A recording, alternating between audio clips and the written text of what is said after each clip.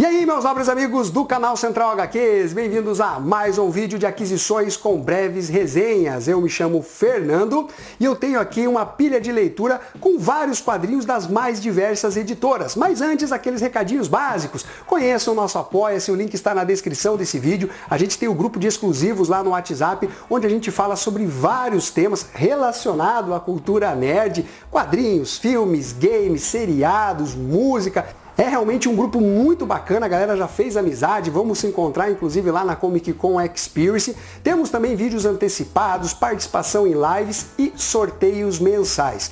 Além disso, nós temos dois grupos de promoções, tanto no Telegram como no WhatsApp. E os participantes também concorrem a sorteios mensais. Por fim, se você for fazer as suas comprinhas, tanto no site da Amazon como na loja da editora Panini, acesse aqui os links do canal, beleza? Bom, galera, então vamos iniciar aqui com um livro, que são poemas dele, Tim Burton, que voltou às manchetes por conta do filme Os Fantasmas Se Divertem. Quem viveu ali os anos 80, anos 90, sabe que passava direto na sessão da tarde o filme Os Fantasmas Se Divertem. Eu particularmente adorava, e agora nós temos, o segundo filme da franquia saindo depois de longos e longos anos e parece que está sendo um grande sucesso comercial. Eu tenho em mãos aqui o livro O Triste Fim do Pequeno Menino Ostra e Outras Histórias, de Tim Burton, da editora Seguinte. Material que tem um ótimo acabamento gráfico, olha, tá bem bonita a edição, e trata-se de um livro ilustrado com poemas de Tim Burton. É uma edição com capa dura, tá? Com papel offset. Ela traz tanto artes coloridas como artes em preto e branco, olha só. E aqui você tem os poemas de Tim Burton. Uma edição realmente bem caprichada, num formato pequenininho. A edição realmente ficou bem bonita. Então fica a dica para vocês desse livro, que tem a pegada clássica da narrativa de Tim Burton, misturando o terror com o gótico, com o humor. Ele realmente faz algo diferente. Agora sim, nós vamos aos quadrinhos. E eu vou apresentar para vocês, galera, 2 volumes de uma série que eu acho que a galera vai correr atrás muito por conta do lançamento da editora Pipoca e Nanquim, que é o Eternauta.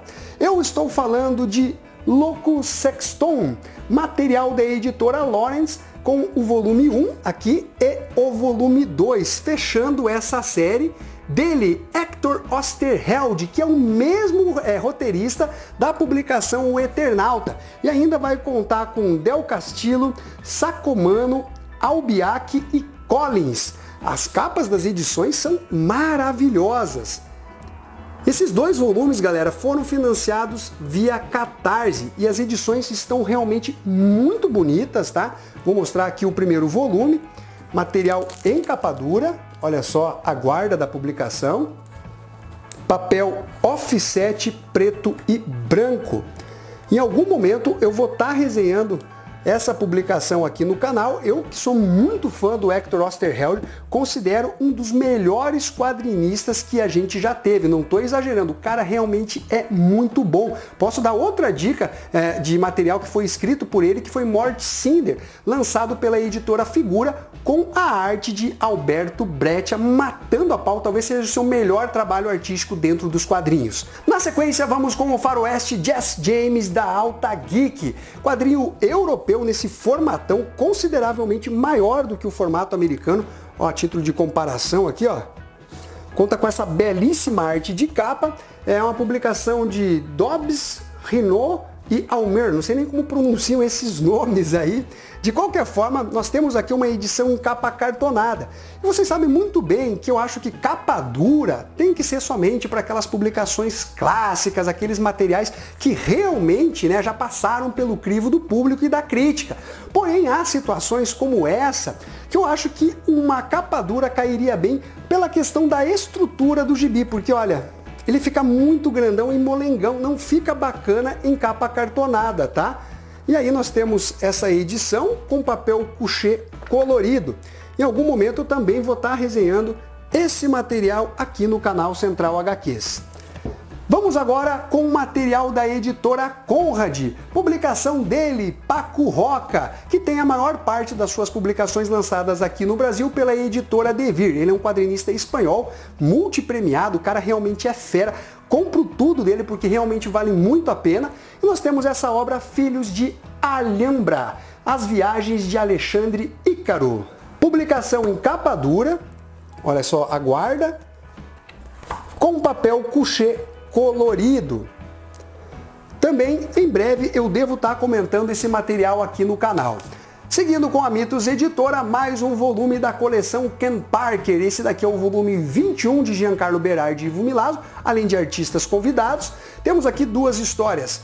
Algumas Senhoras de Pouca Virtude e As 7 Cidades de Ouro. Eu tenho resenhado todos os volumes da série Ken Parker, falta resenhar o volume 20, o 21 agora, né? Depois eu vou falar do 22 e do 23. Edição que conta com capa dura e papel offset preto e branco. Em breve eu vou estar comentando essa edição aqui no canal. Mais Mitos Editora, e nesse caso é quando você, colecionador, vai olhar ali as edições e fala, epa, parece que está faltando um volume. Então foi justamente isso que aconteceu e felizmente comprei um material com um bom desconto. Eu estou falando de Conan Omnibus volume 6, material da Mitos Editora, publicação da Dark Horse, trazendo Brian Wood, Fred Valente e Brian Shing. Material que vem num custo-benefício muito interessante. Eu gosto bastante desse formato da Mitos Editora, que é em capa cartonada com papel couché colorido. Olha só. Eu realmente, galera, recomendo demais essa série Conan Omnibus, lembrando que a Mitos também vai lançar o Rei Conan dessa fase da Dark Horse. Como eu já falei em outros vídeos, essa série rivaliza tranquilamente com o clássico de Roy Thomas e John Buscema. Realmente é um espetáculo aquele início com o Kurt Busiek, Cary Nord, trabalho sensacional. Por fim, vamos de editora Panini Comics com duas publicações da série A Saga. Tenho aqui a Saga dos Novos Titãs, edição número 6, run de Geoff Johns, e eu já falei, inclusive, em outro vídeo, que eu considero a segunda melhor fase do título Novos Titãs em todos os tempos, perdendo obviamente, para a fase de Marvel Wolfman e George Pérez. A outra publicação que eu gosto bastante, essa fase aqui dos Vingadores de Roger Stern, temos aqui o volume 7. Temos aqui ó, o Capitão Marvel, Hyperion, Drax, o Espadachim, Terrax e assim por diante. Edição aí que eu vou continuar comprando porque eu gosto bastante dessa fase, material em capa cartonada com papel offset colorido. Bom, agora sim nós vamos às breves resenhas. Começando pelo quadrinho nacional da editora Ultimato do Bacon da série Escafandro, A Trilha, material que conta com essa belíssima arte de capa, talvez seja a capa mais legal dentre todas lançadas da série Escafandro. Aliás, faz referência a um filme de terror. Vamos ver se você sabe, coloque aí nos comentários. Tenho em mãos aqui uma publicação que é escrita pelo Rodrigo Barba, desenhos do Lucas Rebelo e cores de Miguel Felício. Para quem não sabe, o Rodrigo Barba, ele tem um canal no YouTube, né, que fala sobre quadrinhos, que é Pelas Barbas de Odin. Recomendo, inclusive, vocês conhecerem o canal dele. Pela capa da publicação, já dá para ver que trata-se de um quadrinho de terror. E eu fui convidado a fazer o prefácio dessa publicação. Num primeiro momento, você vai falar, vai ter a opinião totalmente enviesada. Galera, eu vou tentar ser o mais honesto possível em relação à história que está dentro desse material. Primeiramente, o Barba, ele está estreando como escritor de quadrinhos. E como eu falo no próprio prefácio, a gente já teve, né, outros youtubers como o Bruno Zago, Alexandre Calari, futuramente o Daniel Lopes, o Rino Félix, do canal Nerd All Star, que já fizeram trabalhos em quadrinhos e que eu particularmente gostei. Achei que os caras mandaram bem, principalmente considerando, né, que se tratam de primeiras experiências no mundo da nona arte.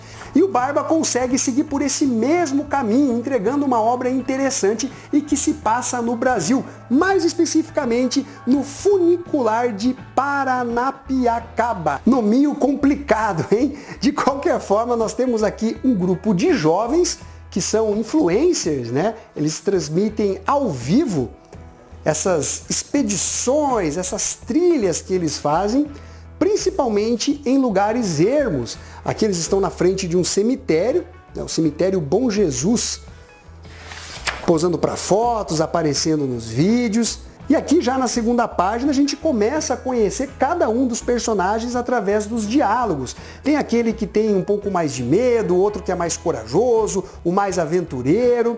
E eu costumo dizer que é muito interessante, né, quando o roteirista consegue apresentar em poucas páginas os personagens da trama, mostrando as suas diferenças, e também já introduzir o leitor dentro da história, ambientando tudo muito bem. O leitor percebe que é à noite, olha só a lua, o trilho do trem aqui, tem bastante detalhes, ó, restrito, sujeito a penalidade, risco de vida, não seguir sem autorização. E é muito interessante como o Barba ele desenvolve a história preocupado com os pequenos detalhes dentro da trama. Ó, aqui tem 2 caminhos que eles devem seguir, eles começam a escutar barulhos, aí alguns começam a ficar mais temerosos, né? Pô, eu acho melhor a gente voltar. E aqui eles estão seguindo por uma ponte por onde passa o trem, ou passava o trem, e você percebe que ela está realmente num estado deplorável, colocando a vida desses jovens em risco. E aqui, ó, nós vamos ter já aquela cena clássica de sexo, né, em filme de terror, algo que é basicamente uma marca registrada quando nós temos slashers, né? Mas aqui não é um slasher comum. Eu não vou poder mostrar, galera, as próximas páginas, porque senão eu vou estar revelando quem seria esse assassino, e principalmente a parte final da história, que deixa ali, né, um ganchinho para uma eventual continuação, coisa que já aconteceu dentro da série Escafandro em relação a outras publicações, quando teve o apelo do público e tal, né, por uma demanda, né, de outras histórias de determinados personagens, isso acabou ocorrendo e eu espero, inclusive, que também tenha uma continuação para a série A Trilha. Ela tem uma reviravolta bem interessante dentro de um certo aspecto da história que pode aí levar a uma continuação realmente bem interessante. A arte do Lucas Rebelo, conforme eu mostrei, é bem competente. Ele tem um traço forte na arte final, trazendo, né, uma carga mais pesada, que é algo que você vai encontrar dentro da publicação, esse clima soturno, cinzento, as cores também são muito boas. Ele conseguiu ambientar muito bem. E eu só estou mostrando as primeiras páginas porque eu não quero realmente trazer revelações em relação a essa história. Galera, se você quer ler um quadrinho de terror redondinho, caprichado, sem exageros, pode correr atrás da publicação A Trilha da série Escafandro, porque realmente o Barba começou muito bem, consegue trazer, né, tudo o que se espera de uma boa história de terror. Então fica a dica para vocês. Na sequência, vamos com o quadrinho italiano Bonelli, a série Júlia, Aventuras de uma Criminóloga, volume 37, Assassinos se Aposentam, publicação da Mitos Editora, material que conta com essa bela arte de capa. São 130 páginas no formato original italiano, capa cartonada e papel offset preto e branco. Nós temos aqui mais uma história caprichada da Júlia, escrita por Giancarlo Berardi, que também, né, é co-criador da série Ken Parker. Bom, nós vamos ser apresentados aqui a um casal que está vivendo aquela vida normal, cotidiana. Ele, um cara muito amoroso com a esposa, os dois são brincalhões, estão ali numa vida bem tranquila, até que eles recebem uma encomenda que simplesmente leva tudo pelos ares. Uma grande explosão acontece no apartamento do casal de idosos. A esposa acabou falecendo, né, com essa explosão, mas o homem, ele sobreviveu. Ele encontra inclusive a esposa, o seu grande amor, e ele acaba sumindo desse lugar, o que levanta uma certa desconfiança dos investigadores. A Júlia acaba acompanhando, né, essas investigações. Eles precisam saber qual foi a motivação, né, para explodir a casa de um casal de idosos que simplesmente eram pacíficos, se davam bem com os vizinhos, não tinham problemas, mas quando as investigações vão se aprofundando, né, o tenente descobre que, na verdade, eles parecem não ter exatamente um passado. Isso vai levantando-se mais e mais suspeitas até que eles conseguem puxar um fiozinho relacionado à máfia italiana. Seria uma vingança. E aí o leitor vai acompanhar essa história que realmente é muito, muito boa. A parte artística, particularmente, apesar da boa narrativa, não chama muito atenção em termos estéticos, mas funciona muito bem dentro dessa história. E nós vamos ter aqui um cara badass. Esse idoso, ele não é pouca coisa não, meus amigos. Mexeram com uma espécie de John Wick, com a diferença que essa história foi criada lá em 2001. Não que o John Wick seja um personagem todo original, mas basicamente é um cara que parte em busca de vingança. E nós vamos ter aqui a Júlia no meio, né, desse entrevero aí entre a máfia italiana e esse homem que realmente traz vários momentos muito legais dentro da série. Galera, essa publicação aqui da Júlia realmente traz histórias de alto nível. Temos mais uma aqui que eu considero de destaque da personagem. Então, galera, fica a dica para vocês. O final também é muito legal, assim, inesperado. Lembrando que cada volume das histórias da Júlia tem início, meio e fim. Você não precisa necessariamente ter lido outras histórias da personagem para ter um completo entendimento da história. Agora vamos à parte final. Marvel Comics, o Imortal Thor, edição número 8. História que é publicada dentro da Mensal dos Vingadores, publicado aqui no Brasil pela editora Panini. Mês de referência, setembro de 2024. Roteiros de Al Ewing, que vem fazendo um trabalho bacana nesse run do Thor. Não é espetacular, mas eu acho que é acima da média. De qualquer forma, nós temos aí o Deus do Trovão indo atrás da sua mãe, a Gaia, que vai se apresentar nessa edição, que conta com um ótimo trabalho artístico, de uma forma bem diferente, mais monstruosa do que ela costuma aparecer dentro do universo Marvel. E o Thor está indo atrás da sua mãe para tirar satisfações em relação à abertura daquele portal dimensional, onde o Toranos, aquele deus antigo, né, que também é o deus das tempestades e dos trovões, acabou surgindo na Terra e ameaçou a vida do planeta. Foi contido pelo Thor e também pela Tropa Thor, eu acho esse nome meio patético, mas enfim, que conseguiram, pelo menos por um certo momento, impedir, né, que o Toranos agisse sobre o planeta, causando mais e mais destruição. Então o Thor, ele vai atrás da sua mãe para saber quais foram os motivos para ela ter aberto, né, esse portal, tirado esse selo. E aí nós vamos ter uma história que vai trazer flashbacks, que envolve deuses antigos, outros filhos de Gaia, inclusive o Atom, que foi um caçador de deuses, e nós vamos ter aí uma continuação que promete realmente bastante. Essa história ela criou uma expectativa para as próximas edições. Eu achei realmente bem interessante toda a condução que é feita pelo Al Ewing. Além disso, nós temos também a Corporação Roxxo, que já tinha dado as caras na edição passada, e o Thor indo atrás do chefão, onde ele já teve as suas desavenças lá na fase escrita pelo Jason Aaron. O cara se transforma no Minotauro e tal. Vamos ver aí os próximos capítulos dessa série do Thor, que eu particularmente estou gostando. Vamos ver como o Al Ewing vai resolver toda essa situação. Bom, galera, então basicamente é isso daí. Eu espero que vocês tenham curtido esse vídeo. Não esqueça de dar o seu like, compartilhar e ficamos até a próxima. Fui!